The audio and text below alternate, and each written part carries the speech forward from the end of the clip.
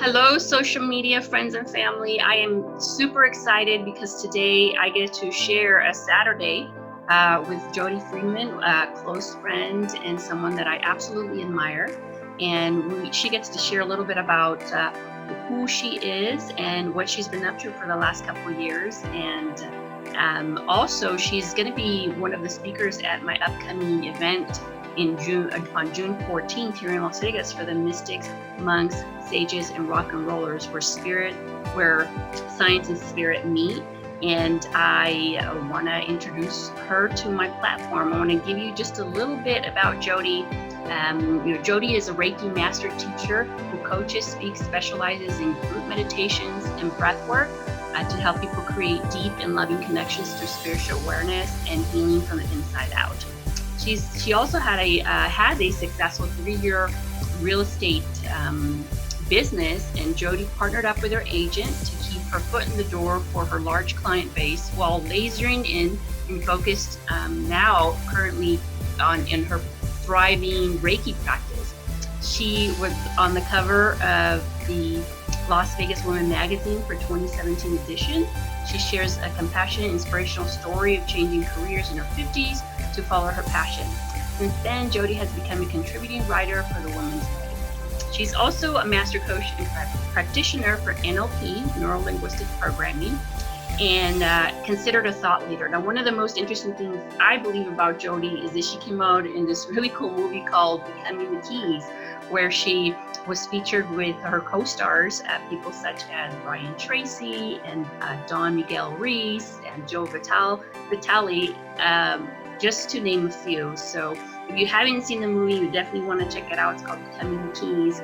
And when I remember I met Jody, I think it was almost a year ago at a conference and where I was speaking, and I am absolutely thrilled to have her with me here today. And Jody, thanks for listening into your own bio. Tell us a little bit about what your background is. I know I told the viewers a little bit about all your wonderful accolades and stuff. What has brought you here up until this point? And for this particular conference that we're doing in June 14th here in Las Vegas, what are going to be some of your topics, and why should people come? Absolutely, that's great. Thank you. That helps lead me in. I started out selling real estate in the 1980s and had my own brokerage. I was the director of agent training for the top Century 21 office, and just involved with the education process for about 800 agents. So I've got really good managerial skills, and I've sold real estate for 34 years. I actually am a realtor for 36 years. And the last 2 years I have been, I partnered up with someone at Keller Williams, and so that I could do the spiritual work. And it's been a long awakening process, really, since the 1990s for me, probably before even when I was a child, but mostly in the 90s, I really woke up, and that's when I found Reiki. So I've kind of been a secret agent for the healing practice. In those days, it was taboo, and the only person I could really talk to was my Reiki teacher and then the students that were in my class. And I just practiced and placed my hands on people, and I felt I had to keep it quiet for a really long time, but the world is really catching up now. The veil is very thin in the sense that people are getting it. They're awakening to spirituality and realizing without it, life is a lot harder. So it makes my job easier to, as a meditation specialist, I get into people's subconscious through meditation, and then we can fix if they need anything shifting in their DNA, their old patterning and habits that are keeping them from their greatness. It's very easy to work with that from the subconscious point of view. I'm also a hypnotist. Not a lot of people know that, but I just really I channel energy and information from the universe from a very high vibrational place, and that is what I'm bringing to the conference. What did something happen in your life, or was there like a moment where you realized that maybe there was a shift that you had to make? Yes, in the 90s, my 15-year marriage was failing. And when I found Reiki in 1994, 96, 98, those were really the pivotal years. And then I left the marriage in 1998 and was divorced by the year 2000. Actually, yesterday, Valentine's Day, was 20 years from the date that my divorce was final. And that is really what pushed me over the bridge into metaphysics. I started studying and reading about Greg Braden and all the things that you brought to that conference when I met you, right when I was like having my own internal meltdown and breakdown.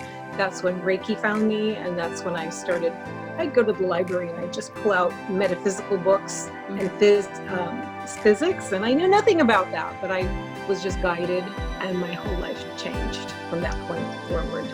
Yeah, because I noticed that most people that have these kind of awakenings are usually going through some type of transition, sometimes positive, sometimes not so positive, and so I was just really curious to see what it was that that it made you shift. Because I know for me I was 30 years old. I was a complete workaholic, and I ended up in the ER with a panic attack and anxiety attack. I had no idea what that was.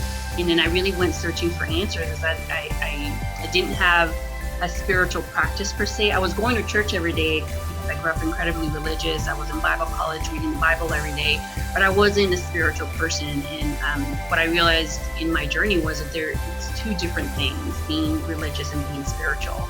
And I know that when we connected and we had several conversations, we really resonated with that. We really resonated with this understanding that there's more to just religion. That there's so many experiences that people don't get to experience when they're stuck in religion. What are your thoughts on that? And I have actually a lot of religious friends who are kind of opening to spirituality. Sometimes there is a lot that they have to break through to get to that point. But I do have some friends, even very staunch Christians, who have an open mind and an open heart. And it's so funny, I'm raised Jewish, but I also had a baptism a couple years ago when I was going through, it's just layers and processes of spiritual growth. Wow. And I just wanted to experience being in church, because my main mission in life is just to connect to God. And that's why what I do with meditation and hypnosis and breath work and all those beautiful modalities, and Reiki, of course, is that I just feel like I'm connecting with this very high vibration, the pure essence of Source, and supporting myself first, because of course that energy runs through me, and then anybody else that has either hired me to work with them, or they've just come with spiritual questions. So I feel like I've been an educator for a very long time. I was schooled in special education as a special education teacher in the 80s. So I think it was a natural proclivity to get into real estate, because I was always working with people and helping calm their fears as they were, purchasing one of the largest purchases that they would do in their lives. And then adding in healing. And then I got a certification as a master practitioner and coach in neuro-linguistic programming. And that just took me over to the other side, where I realized I couldn't work full-time in real estate. So that's when I partnered up. And then now I work with realtors who are 24/7, and they've forgotten why they got into the business for themselves, because they start making money and they become a money machine, but then their physical and emotional and mental life suffer. So I help them through accountability practices, through meditation. I help them unwind and slow down so that their lives will be more balanced. And I had to do that, of course, for myself first. And once I was able to shift that in me, then I looked around and I realized the world needs it. Absolutely, absolutely. And I know that you've been doing it for a long time, so you're not new to any of this. For the conference, what can we expect in terms of the particular topic that you might touch? And are you going to be doing any Reiki on us and stuff? That would be wonderful. Well, would you like me to? I will. One of my dreams really for years and years, and I had it planned out. I really see myself in front of at least 1,000 people. So this is kind of a dream of mine. When Wayne Dyer was awake, I'm sorry, but when not when he was awake, when he was alive, I actually met him, have a picture sitting on his lap. I got to meet him right before he went on stage. Wow. It was just such an amazing, it was really a God moment for me to meet him. But I always saw myself on stage doing what he does, sharing his heart, his pure essence. I mean, he's one of my mentors for so many years now. And I've seen myself being on a stage and talking about meditation and Reiki, and then just sharing that with the audience. So that is what I would love to bring to the stage for mystics, monks. What's the next one?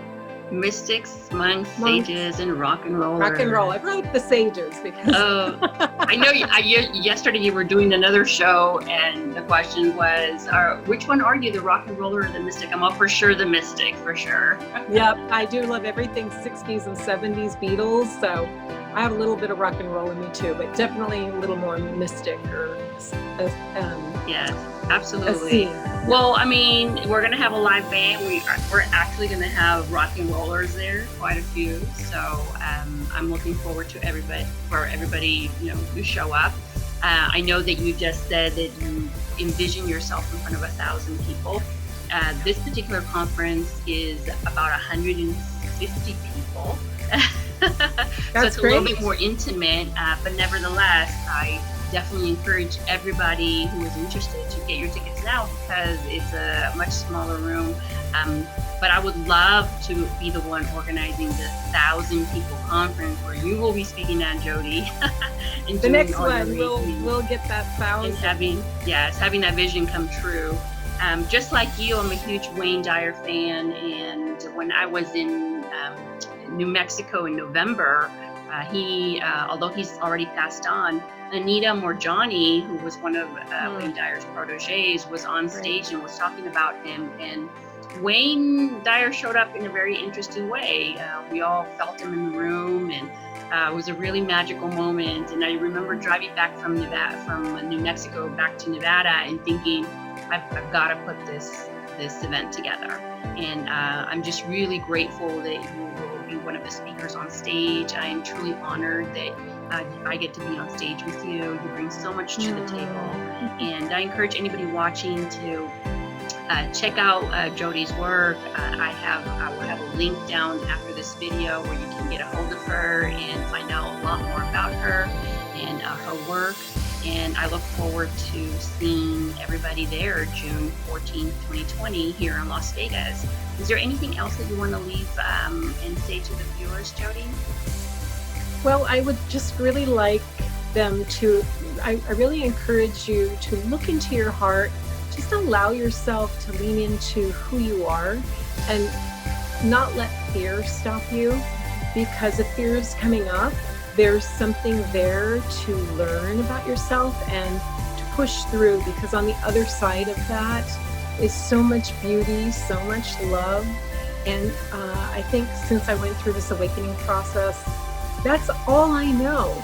It is 20 years later, and however, I'm always awakening. But once you start that process, your support is all around you. That's what I found, and I think your listeners will find that too. And that's what I would love to share with them at the conference. Awesome. Thank you so much, Jody. Thanks for hanging out with me on a Saturday. And Love I appreciate you. I will always see you soon. And for everybody out there, remember, join us June 14th, 2020 this summer in Las Vegas, Nevada for the Mystics, Monks, Sages, and Rock and Rollers Conference, where science meets spirit. All the links are below. Come check us out. Thank you.